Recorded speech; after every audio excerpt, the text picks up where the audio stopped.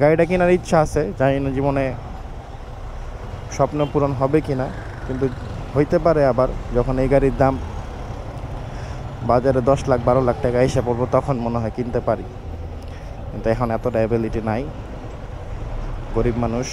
গরিব মানুষের তো শখ করতেই পারি ভাই, শখ করলে কি টাকা লাগে নাকি? শখ করতে মনে মনে আশা থাকতেই পারে, কিনবো, আল্লাহ দিলে কিনবো, অবশ্যই কিনবো। হ্যারিয়ার চলে যাই, টাটা বাই বাই। তুমি কবে হবে আমার জানি না।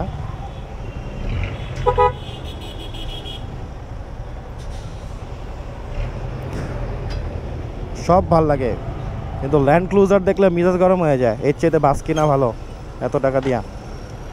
হ্যারিয়ার অনেক ভালো একটা গাড়ি সব কিছুর দিক দিয়ে,